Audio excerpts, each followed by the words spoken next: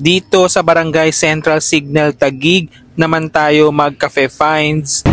Yes, nandito tayo sa Barangay Central Signal Taguig para itry naman natin ang Sevi Coffee. Isa daw Bali-inspired na coffee shop dito sa Taguig.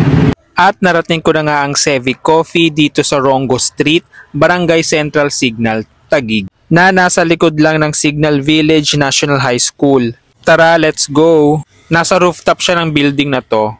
Sa 4th floor daw.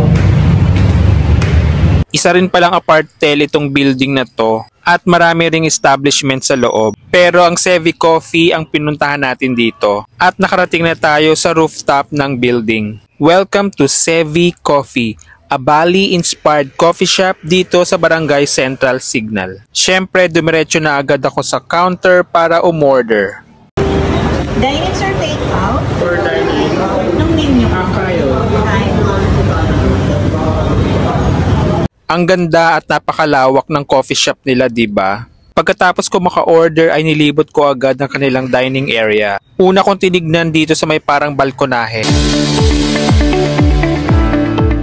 Ayan lang sa harapan ng Signal Village National High School.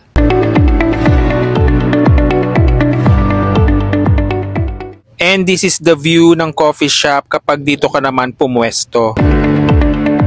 Gustong-gusto ko yung mga palamuti nila dito, yung mga chairs na gawa sa rattan, I guess. At ito yung logo ng Sevi Coffee. Pagkatapos ay binalikan ko na sa counter ang aking in-order dahil for pickup siya.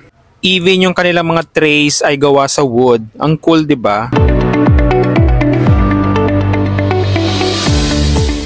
At ready na ang in-order kong hot uji matcha latte. Pagkatapos ay sinerve na rin ang in-order kong chicken Caesar salad. So umorder ako dito ng matcha latte, kanilang uji authentic matcha at ng Caesar salad, chicken Caesar salad. Tikman na natin yung matcha bago lumamig.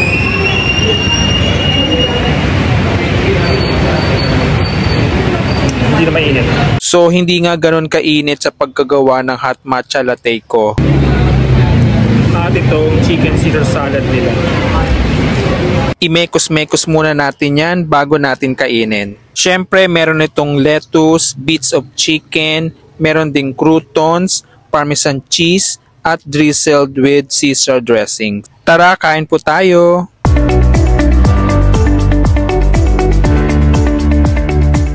Sa mga taga-Taguig, nakapunta na ba kayo dito sa Sevi Coffee? Sa mga hindi pa, try nyo nang pumunta dito.